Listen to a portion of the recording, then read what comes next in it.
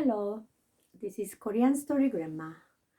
Okay, today I would like to carry on about the young couple who got married with the help of their parents.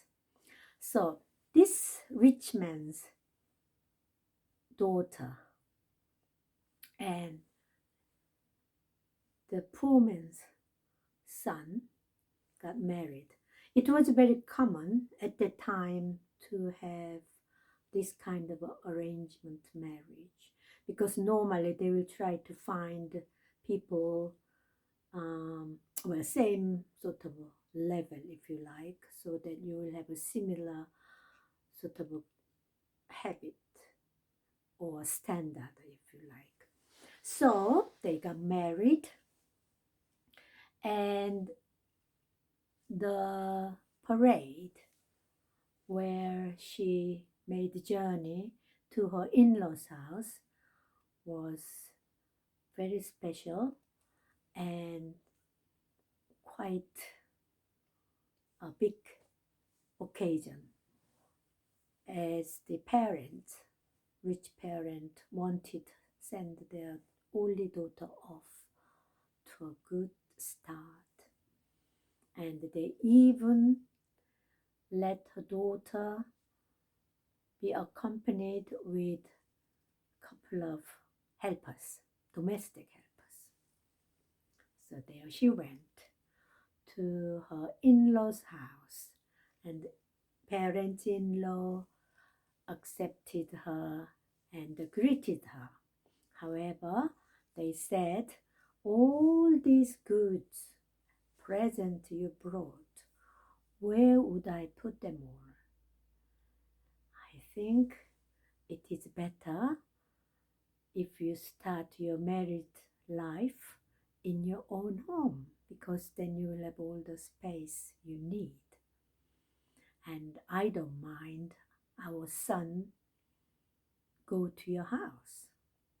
So that was quite nice for her, because otherwise, at the time, in the mid 40s or early 40s in Korea, you will invariably became not like a servant, but you will do everything for in-laws once you get married. So she was, quite lucky, but just as well, because she was not very good at, um, well, she didn't have any much practice in domestic life because she always was waited on. So the several days later, she made the journey back to her own home with her husband, and they started their married life there. And then soon she got pregnant, and it was by then, when the baby was born, it was January 1945. And it was such an occasion because her being the only child and a girl, and the bridegroom is only son. He's not really only son, but he is only son because there were two brothers in his family side, but if one brother doesn't have heir to the family, they would normally be adopted or sent off to another uncle's house. That's the customary, because in the family tree, they don't want to be childless.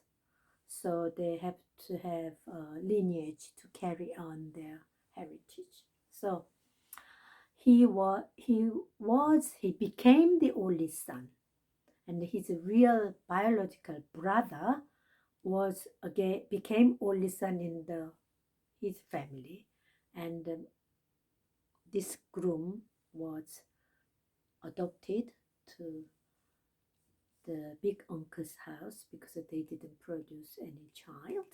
So he was the only son as well. So they had a child, grandchild, which is very jubilant affair. But on top of it, it was a son where two families were so happy and ecstatic, really. And this boy grew up very spoiled because he was almost like treated like I don't know, well, prince. To them, he was like a prince. So they lived um, happily, peacefully until 1945.